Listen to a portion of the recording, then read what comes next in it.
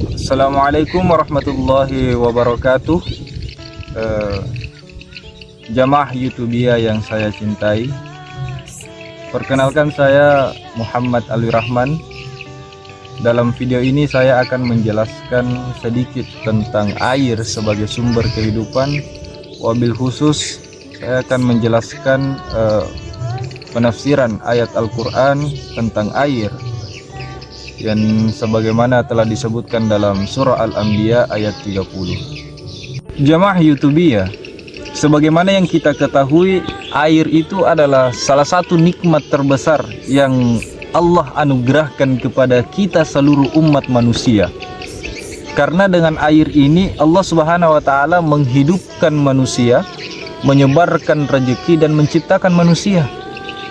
Dan air yang ada di bumi ini semuanya dikeluarkan dari dalam bumi melalui letusan gunung berapi, kemudian didistribusikan dengan ketentuan dalam sebuah sirkulasi antara bumi dan atmosfer yang seimbang.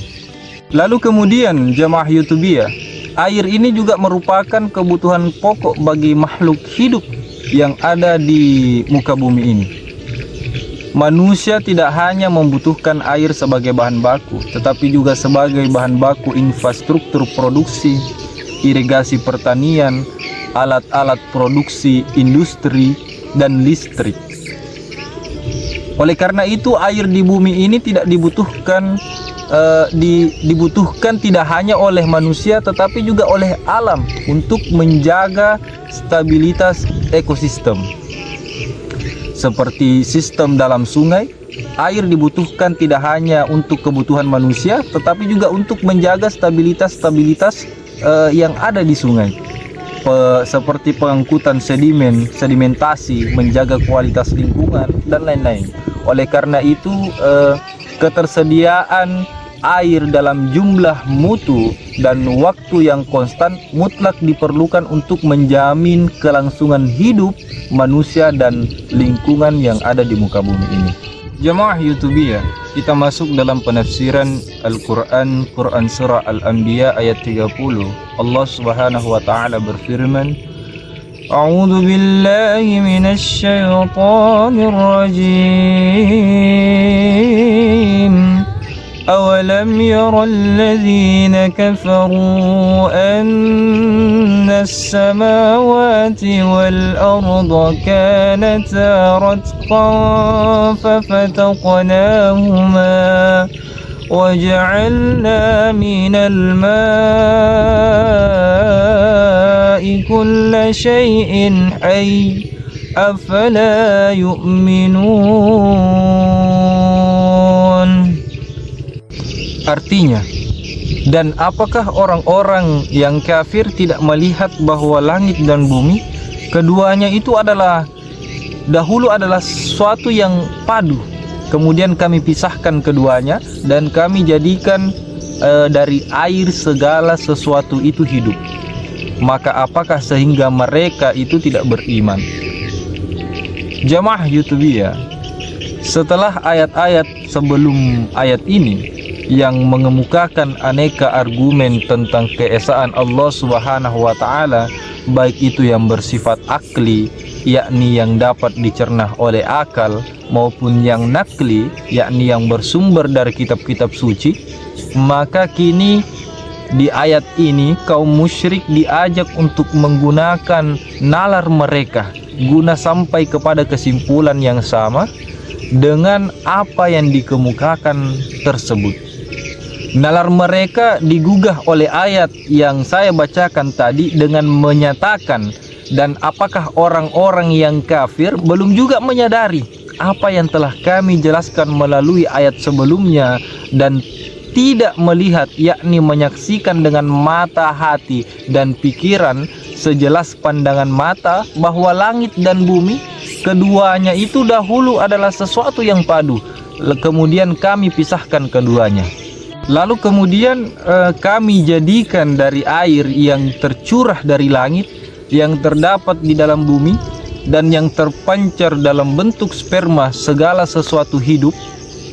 Maka apakah mereka buta sehingga mereka tidak juga beriman tentang kekuasaan Allah Subhanahu wa Ta'ala, atau belum juga percaya bahwa tidak ada satupun dari makhluk yang terdapat di langit dan di bumi ini yang wajar dipertuhankan. Jamaah YouTubia, lalu kemudian ada yang memahami ayat ini dalam arti langit dan bumi tadinya merupakan satu gumpalan yang terpadu.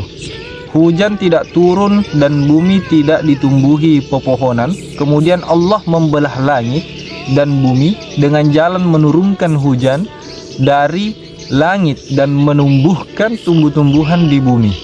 Dan ada juga yang berpendapat bahwa bumi dan langit tadinya merupakan sesuatu yang utuh, tidak berpisah. Kemudian Allah pisahkan dengan mengangkat langit ke atas dan membiarkan bumi tetap di tempatnya berada di bawah, lalu memisahkan keduanya dengan udara. Jamaah YouTubia yang saya hormati, ada beberapa penafsiran tentang ayat ini, namun dalam video ini saya akan mengemukakan penafsiran Ibnu Katsir yang menafsirkan bahwa langit yang banyak itu yaitu 7 petala langit dengan bumi kita ini, itu asal mulanya adalah berpadu satu, berhubung-hubungan, berpilin berpalun. Maka lama-kelamaan kemudian keduanya itu dipisahkan oleh Tuhan. Jadi 7 petalah langit naik ke atas, 7 petalah bumi turun ke bawah. Nah, di antara langit yang terdekat yaitu langit dunia dengan bumi kita ini dipisahkan dengan udara atau hawa. Maka langit pun menurunkan hujan, maka bumi menumbuhkan tumbuh-tumbuhan. Jamaah YouTubia, itulah sedikit materi yang bisa saya sampaikan di video ini. Sedikit penjelasan atau penafsiran Al-Quran dalam Quran Surah Al-Anbiya ayat 30 yang saya bacakan tadi. Jadi kesimpulannya adalah air adalah sebagai sumber kehidupan di muka bumi ini, dan semua makhluk hidup atau alam ini membutuhkan air, dan air itu sangat penting. Air adalah anugerah, nikmat yang Allah anugerahkan kepada kita, kepada seluruh alam yang ada di muka bumi ini. Karena tanpa adanya air, tidak kelangsungan hidup tidak akan bertahan lama, ataupun bahkan tidak akan bertahan sama sekali, sebagaimana yang ditafsirkan atau dijelaskan tadi dalam Quran Surah Al-Anbiya ayat 30. Jamaah YouTubia yang saya hormati, jadi itulah mungkin yang bisa saya sampaikan. Mohon maaf jika ada kesalahan, karena saya juga masih belajar.